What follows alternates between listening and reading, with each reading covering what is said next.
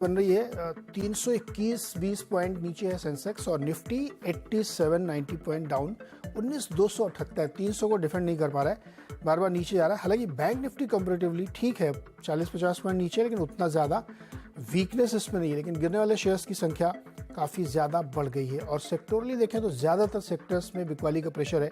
Metal में थोड़ी बहुत रौनक आप कह सकते हैं, वो भी अलग अलग पॉकेट से, इस उम्मीद में कि शायद चीन की तरफ से कुछ हो सकता है, लेकिन कोई वैसी रिस्पाइट है नहीं। ज़्यादातर इंडेक्स में आप कमज़ोरी का रुझान ही देखेंगे और अलग अलग पॉकेट्स में अलग अलग स्टॉक्स में मजबूती है। मिड कैप में आप भले ही कह सकते हैं कि अभी भी हालांकि आधा % के आसपास की कमज़ोरी, लेकिन फिर भी बहुत सारे mid cap stocks out perform कर रहे हैं अलग अलग कारणों से, और इसकी वजह से मार्केट में एक आप ये कह सकते हैं कि ऊपरी स्तर से दबाव के बावजूद एक मजबूती का रुझान मिड कैप में खास तौर पे देखने को मिल रहा है।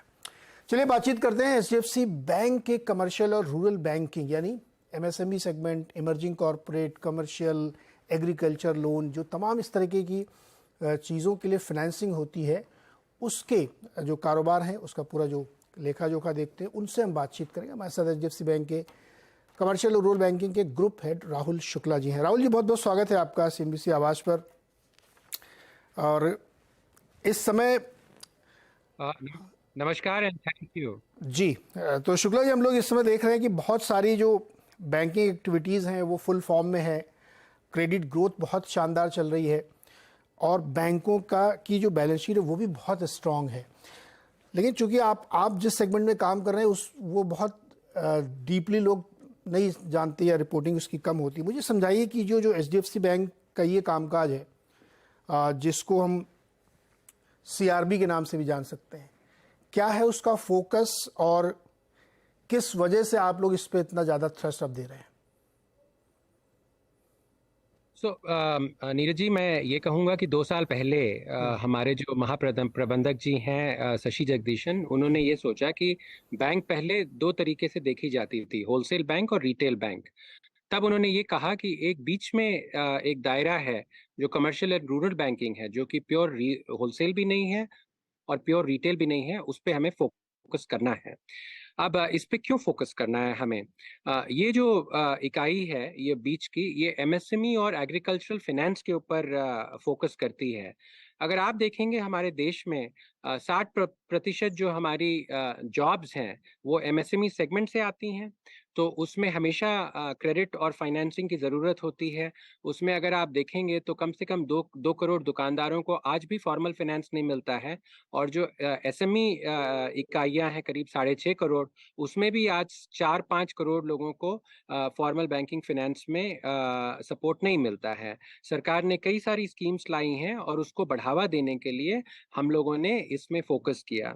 दूसरी तरफ अगर आप एग्रीकल्चर में देखेंगे तो वहाँ पे 60% लोग हमारे रूरल गांव ग्रामीण क्षेत्रों में रहते हैं, और उनकी जो सपोर्ट सिस्टम है वो 15% हमारी जो जीडीपी है एग्रीकल्चर की उससे आती है। तो इनकम जनरेशन भी काफी जरूरत है देश में रूरल सेगमेंट में। और ये उसका एक पहलू या तरीका ऐसा होता है कि अगर आप क्रेडिट देंगे तो उससे बढ़ावा आएगा। ऑब्वियसली बैंक्स को पीएसएल की जरूरत होती है, प्रायोरिटी सेक्टर लेंडिंग, जो कि 40% हमें मेंटेन करना होता है। तो उसको अगर देखते हुए आप देखेंगे तो हम इसमें ग्रामीण क्षेत्रों में आगे बढ़ रहे हैं और फाइनेंसिंग कर रहे हैं। जी, शुक्ला जी, क्या ये मानना सही होगा कि प्रायोरिटी सेक्टर के लेंडिंग की ज़रूरत भी थी और एक्सपेंशन की ज़रूरत भी थी, तो दोनों को आपने मिला दिया एक तरीके से, और एक बहुत बड़ा सेगमेंट जो अनबैंक तो नहीं कहूँगा मैं, लेकिन अंडर बैंक था, उसको कैचअप करने की कोशिश कर रहे हैं? नीरज जी, आप बहुत हद तक बिल्कुल सही हैं, लेकिन ये जो क्षेत्र है ये केवल प्रायोरिटी सेक्टर लेंडिंग की ज़रूरत से की वजह से नहीं करना चाहिए। हमारी बैंक की मर्जर हुई 1 जुलाई को, लेकिन अगर आप 30 जून की हमारी बैलेंस शीट को देखेंगे तो उसमें करीब करीब 40% जो हमारी बैलेंस शीट है वो कमर्शियल एंड रूरल बैंकिंग है। ये हाईएस्ट ग्रोथ रेट है क्योंकि 30% काफी हाई ग्रोथ होता है। और दूसरी तरफ से इसका जो जीएनपीए है वो काफी लो है। तो अगर आप इन दोनों तथ्यों को अगर मिलाएंगे तो रिटर्न बाकायदा सबसे हाईएस्ट होता है बैंक के अंदर में। तो ये एक तरीके से इस फोकस से हमें ये दर्शाता है कि हाँ, लोग जाते हैं सेमी अर्बन एंड रूरल में करने के लिए क्योंकि वहाँ पे क्रेडिट की ज़रूरत है और बैंकों को भी ज़रूरत है। लेकिन जब आप चले जाते हो तब आपका आत्मविश्वास बढ़ जाता है कि ये बैंकिंग की बहुत बड़ी अपॉर्चुनिटी है। 5 साल पहले हम लोगों ने एमएसएमई पे फोकस करना शुरू किया। आज वो हमारी सबसे बड़ी प्रॉफिट सेंटर है और आज हम बैंक में नंबर 1 एमएसएमई बैंक हैं। चाहे मिड कॉर्पोरेट को ले लें या एसएमई को ले लें, ग्रेनिच सर्वे में हमारी नंबर 1 रैंकिंग आई है मिड कॉर्पोरेट को लेके। और एसएमई में कई सारे अवार्ड जो होते हैं या मार्केट शेयर हमारा करीब 18.5 या 19% हमारी लेंडिंग है। हम 688 जिलों पे लेंडिंग करते हैं 730 में। इतनी ट्रिमेंडस हमारी फोकस है। उसी हिसाब से अगर आप देखेंगे जो 5 साल पहले हमारा विजन था एसएमई का, आज वो हमारा विजन एग्रीकल्चर का है। अगला 5 साल इस देश में एग्रीकल्चरल फिनेंस में बहुत बड़ा वॉलेट है और वहाँ पे अर्निंग्स हैं। मैं आपको बताता हूँ कि एक बार मैं अपने ट्रैवल में खेरी लखीमपुर में था। मैं एक रात वहाँ एक होटल पे रुका और नेक्स्ट डे मैं एक शहर पे आया, वहाँ पे एक बहुत बड़े 5 स्टार 5 सितारा होटल में रुका। दोनों की जो बिल थी मेरी 5,040 रुपए थी। अब आप देखिए कि एक छोटी जगह में जहाँ पे कि आपकी ऑपरेटिंग एक्सपेंसेस लो है, कैपिटल जो कॉस्ट है क्रिएशन का वो सारी चीजें भी हद तक कम है, उसकी प्रॉफिट पूल ज्यादा है कंपेयर टू बड़े बड़े सिटी। तो प्रॉफिट पूल जो है बैंकिंग की वो सेमी अर्बन एंड रूरल में शिफ्ट होती जा रही है। और इस हिसाब से बैंक ने अपने आप को करेक्टली पोजीशन किया है। जब बैंक शुरू हुई थी करीब 28-29 साल पहले, तब हम मेट्रो में काम करते थे। फिर उसको करते करते फिर हम आगे बढ़ के अर्बन इंडिया में गए, फिर अब सेमी अर्बन और अब हम रूरल में क्षेत्रों में गए। मैं आपको ये भी कहता हूँ कि 2 साल पहले हमारी जो फार्मर फाइनेंसिंग की जो फुटप्रिंट थी वो हम करीब 98,000 विलेजेस में करते थे, करीब करीब 1 लाख विलेज। और अगर जून 30 की आप देखेंगे हमारी जो फुटप्रिंट है गाँव की, वो हम करीब 1,75,000 गाँवों में हम किसानों की ऋण की तरफदारी से जी। सहायता करते हैं। तो राहुल जी, मतलब करीब करीब 33% गाँव तक आप पहुंच चुके हैं। शहरों में तो आपने पहले ही कर लिया था और अब बाकी भी जिस एग्रेसिव तरीके से आप काम कर रहे हैं उसको कर लेंगे। आपने लोन मेला भी लगाए हैं, दो तीन बड़े बड़े मेले। मैं ये समझना चाहता हूँ, चूँकि रूरल एरिया में आप जा रहे हैं, तो 2 सवाल है मेरे। एक तो वहाँ बहुत कॉम्पिटिटिवनेस है, बहुत सारे प्लेयर्स हैं, जो छोटे छोटे प्लेयर हैं वो फाइनेंसिंग कर रहे हैं और आप पहुँच गए चूँकि आपका ब्रांड बड़ा है, आपकी रीच बड़ी है और आपकी पहुँच बड़ी है। किस तरीके की क्रेडिट वर्दीनेस है रूरल इलाकों में छोटे लैंड जो बोरोवर्स हैं उनके बीच में, और दूसरा आपके लिए ये कॉम्पिटिटिव एडवांटेज कैसे बनता है? तो नीरज जी, जब हम क्षेत्रों में करते हैं, झांसी में हमने लोन मेला किया या हम एलुरु गए या हम कलबुर्गी गए कर्नाटका में, तो इसमें एक तो अपनी टीम को हमें ये आत्मविश्वास बढ़ाना है कि देखिए यहाँ पे पोटेंशियल है। और जब हम जाते हैं तो 6,000-7,000 किसान बंधु आते हैं और वहाँ पे हम लोग अपनी सैंक्शंस देते हैं।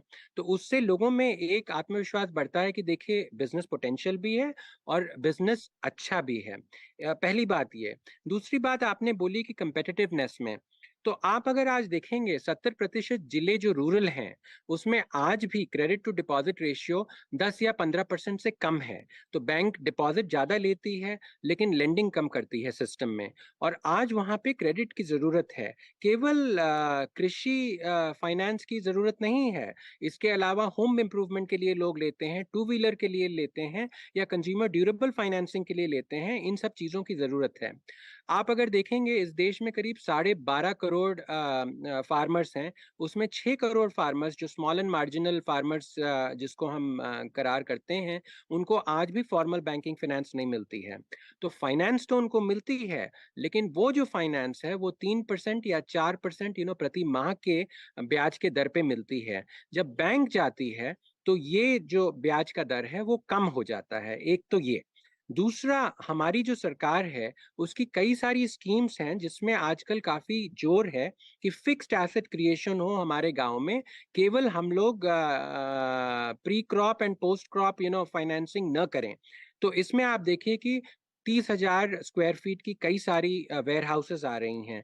ड्रोन से जो दवाई की छिड़काव है उसकी फाइनेंसिंग आ रही है गवर्नमेंट की गारंटी से। बड़े बड़े हार्वेस्टर की फाइनेंसिंग हो रही है। तो ये बैंक इन सारी जो स्कीम्स हैं जो गवर्नमेंट ऑफ इंडिया की, उसको ले जाती है और उसको करती है, और ब्याज की दर भी कम करती है। तो आप एक छोटे किसान को देखिए, जैसे ही उसके ब्याज का दर कम होता है तो उसकी जो सेविंग्स बढ़ जाती है, और इससे रूरल कंजम्पशन में और भी बूस्ट मिलता है। तो मुझे तो लगता है कि बैंकों के लिए रूरल एरिया में जाना विन विन है, क्योंकि हम उनको कंपेटिटिव ब्याज की दर पे ऋण देंगे, उनकी सेविंग्स बढ़ाएंगे, उनकी स्पेंडिंग बढ़ेगी, और उसमें हमारी कंज्यूमर ड्यूरेबल फाइनेंसिंग या और दूसरी तो फाइनेंसिंग के जो स्रोत हैं उसमें हमारी अपॉर्चुनिटी बढ़ेगी, नीरज जी।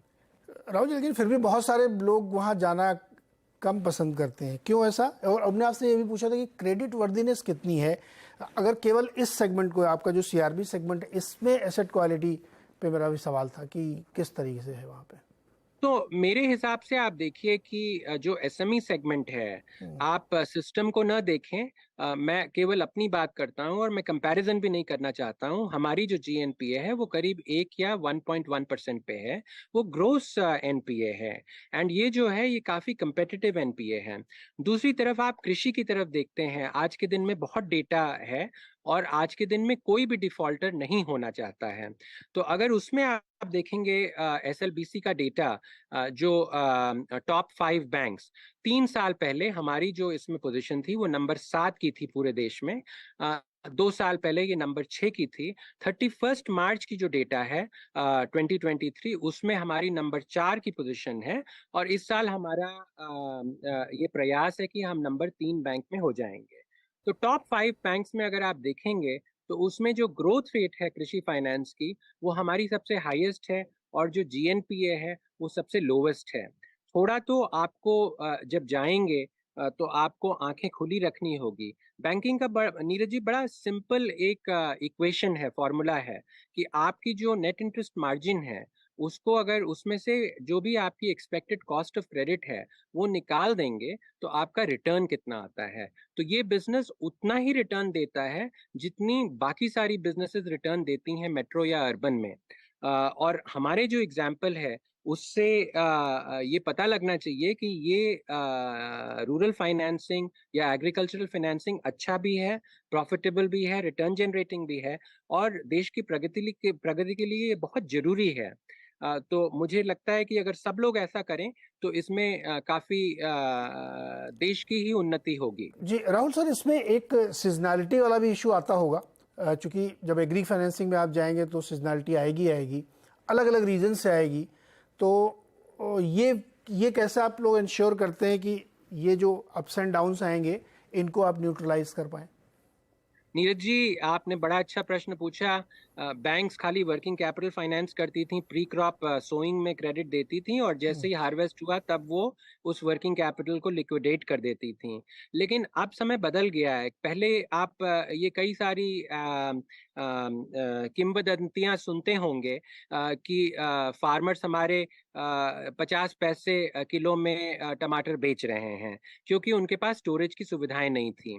तो अब क्या हो गया है, अब ये थोड़ा सा बदलाव हो गया, आपके पास हार्वेस्ट हो गया है, तो उस हार्वेस्ट को आपने वेयर हाउस में स्टोर कर लिया, उसमें कोल्ड स्टोरेज भी है, आपने स्टोर कर लिया। तो बैंक्स इसमें की लोन या प्लेज फाइनेंस देती हैं। हमने काफी इसमें जोर लगाया, ये हमारी नंबर 1 पोजीशन है आज भारतवर्ष में अक्रॉस ऑल द बैंक्स। और इसमें क्या होता है कि हम उस कमोडिटी के अगेंस्ट उनको फाइनेंसिंग देते हैं, तो वो जो प्री क्रॉप फाइनेंसिंग है उसको बैंक को चुकता कर देते हैं, और बैंक के पास ये नया फाइनेंसिंग हो जाता है। और जब भाव अच्छे होते हैं, या स्मॉल एग्री बिजनेस में काफी जोर है, कई सारी गवर्नमेंट की स्कीम्स हैं उसमें प्रोसेसिंग में जाती हैं, तब उसको अच्छा फार्मर को प्रोसेस मिलता है या कॉर्पोरेट सप्लाई चेन में, तब वो हमें ये चुकता करते हैं। लेकिन तब तक नेक्स्ट क्रॉपिंग साइकिल का एक नया साइकिल आता है, उसमें फिर से वो वर्किंग कैपिटल फाइनेंस लेते हैं। तो इस तरीके से अगर आप वर्किंग कैपिटल फिक्स्ड कैपिटल और स्टोरेज, इन सब चीज़ों को मिला के देखेंगे तो आपकी जो बुक है वो बढ़ती जाएगी, और आप ये एक बार ऊपर जाना फिर हार्वेस्ट के समय नीचे आना वो नहीं होगा। तीसरी चीज़ मैं आपको ये बताना चाहूँगा नीरज जी कि सबसे बड़ी समस्या थी कि स्मॉल एंड मार्जिनल फार्मर को अच्छी लागत नहीं मिलती थी। अब जो नाबार्ड की स्कीम है उसमें फार्म प्रोड्यूसर्स ऑर्गेनाइजेशन है, और वो क्या करते हैं कि सारा जो आ, उसका उसका जो माल होता है स्मॉल एंड मार्जिनल फार्मर का वो अच्छा होता है, लेकिन क्योंकि उसके पास कम होती है क्वांटिटी तो उसको अच्छी लागत नहीं मिलती है। तो एफपीओ जो होते हैं वो एग्रीगेट करके मार्केट में उसको देते हैं, तो आपको मार्केट एक्सेस बेटर है और प्राइसिंग बेटर है। तो इस वजह से जो इनकम जो फार्मर के पास जा रही है वो पहले से ज्यादा है। और देर जी। Is a lot of focus also आजकल क्रॉप डाइवर्सिफिकेशन में नीरज जी, क्योंकि अगर आप धान उगाते हैं या गेहूं उगाते हैं तो आपकी सालाना जो इनकम है वो 25,000 30,000 पर एकड़ होती है। लेकिन अगर आप बनाना फार्मर हैं, आप केला उगाते हैं और आपको एक्सपोर्ट करने की जरूरत नहीं है, आप अपने चारों तरफ खाली मार्केट में उसको बेचिए, तो उसमें करीब 5 लाख रुपए पर एकड़ पर ईयर उसमें आमदनी होती है फार्मर की। तो ये क्रॉप डिवर्सिफिकेशन हो रहा है। एक समस्या हमारे देश में ऐसी भी है कि रेन्स पिक के ऊपर डिपेंडेंट होते हैं, ये भी थोड़ी सी भ्रांति है, हम्म, क्योंकि जहाँ पे लो रेन है जैसे अपर कर्नाटका, वहाँ पे मिलेट्स की फार्मिंग करते हैं। तो हम्म। इस हिसाब से काफी स्टेबिलिटी आ गई है और काफी बदलाव आ गया है। अगर आप गाँव में जाएंगे, मैं कहता हूँ एक तो अच्छा है जी क्योंकि सर। हवा भी वहाँ साफ सुथरी है, खाना भी अच्छा है, हाँ। और उसके उसके अलावा आपको मतलब जो ऑन ग्राउंड जो इंफॉर्मेशन पता लगता है उसमें हम्म। काफी बदलाव आ गया नीरज जी। अरे सर, आप इतना कह रहे हैं, मेरा तो मन हो रहा है गाँव में ही रहा जाए। और कितनी, अब देखिए कितनी जानकारी आपको कृषि के बारे में, बीइंग बैंकर होते हुए भी। कहते हैं कि जब अगर आपको इंडस्ट्री या किसी चीज़ को समझना है तो आप बैंकर से बात करिए, और वैसे ही एग्रीकल्चर या रूरल इंडिया को समझना है तो भी बैंकर से बात करिए। राहुल सर, बहुत बहुत शुक्रिया जुड़ने के लिए। और जब भी आप इस तरह की कोई रिपोर्ट बनाएं या कोई इंसाइट आपके पास हो तो आप शेयर करिए, हम लोग बात ज़रूर करें, क्योंकि मुंबई या दिल्ली में बैठ के बहुत हिंटरलैंड को समझना मुश्किल हो जाता है कई बार, लेकिन आप लोगों के ज़रिए इसको हम समझ सकते हैं। बहुत बहुत शुक्रिया सर हमारे साथ जुड़ने के लिए, और बहुत शुभकामनाएं आपको। धन्यवाद। तो एचडीएफसी बैंक के सीआरबी यानी कमर्शियल एंड रूरल बैंकिंग के हेड राहुल शुक्ला जी बता रहे थे कि एक ऐसी अपॉर्चुनिटी वहाँ क्रिएट हो रही है जो बड़े बैंकों के लिए एक नया गेम है या नया बिजनेस अपॉर्चुनिटी, जहाँ पे बहुत बड़े पैमाने पे काम हो सकता है, और जिस तरीके से गवर्नमेंट का थ्रस्ट है तो उस पर फोकस करना चाहिए। तो हम लोग इस तरह की कई और चर्चाएं आगे भी करते रहें, जिससे आपको उस बैंक के ओवरऑल फोकस को भी समझने में मदद मिलेगी। छोटा सा ब्रेक के बाद मार्केट।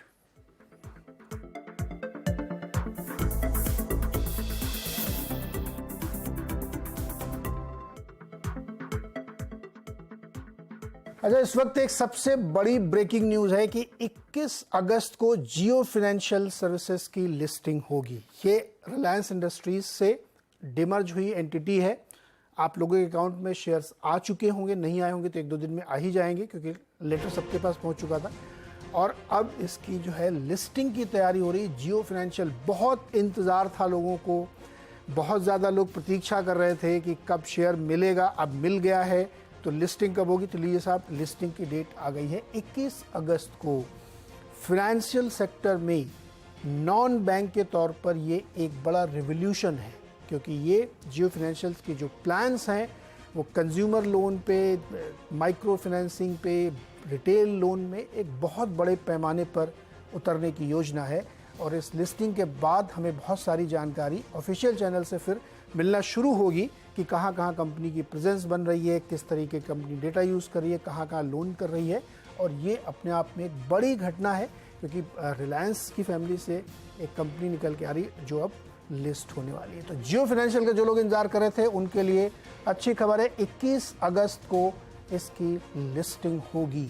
और हम लोग देखेंगे कि प्राइस डिस्कवरी के बाद ये किस प्राइस पे लिस्ट होती है, क्योंकि जिस दिन डिस्कवरी हो रही थी 263 रुपये प्राइस बना था इसका। अब आगे जाते हुए हम लोग देखेंगे कि किस तरीके से इसकी लिस्टिंग होती है, और जिन लोगों के पास ये शेयर नहीं था, रिलायंस नहीं था, नहीं मिला होगा, उनके लिए अपॉर्चुनिटी होगी अगर वो इस पर इन्वेस्ट करना चाहते हैं। छोटा सा एक ब्रेक के बाद मार्केट चेक। सबसे बड़ी खबर है, जियो फाइनेंशियल सर्विसेज की 21 अगस्त यानी सोमवार को लिस्टिंग होगी, और ये रिलायंस इंडस्ट्रीज से डिमर्ज होके अलग एक एंटिटी बनी थी जो फाइनेंशियल कारोबार करेगी और अब इसकी लिस्टिंग होगी। जिनके पास भी एक रिलायंस का शेयर था उसके बदले उनको एक जियो फाइनेंस का शेयर मिला होगा, क्योंकि जो रेशियो था वो 1:1 का था, यानी हर शेयर धारक को एक शेयर मिलेगा एक के बदले। और अब इसकी लिस्टिंग होने वाली 261.85 इसकी प्राइस डिस्कवरी हुई थी जब ये अलग हुआ था उससे, और अब इसकी फाइनली लिस्टिंग होने जा रही है सोमवार को। काफ़ी इंटरेस्टिंग होगा क्योंकि फाइनेंशियल सेक्टर में ये एक बड़ा रेवोल्यूशनरी स्टेप है, क्योंकि बहुत बड़े पैमाने पर ये कंपनी आने वाली है। रिलायंस इंडस्ट्रीज ग्रुप की कंपनी है, इसलिए स्टैंडर्ड डिस्क्लोजर है कि आप कोई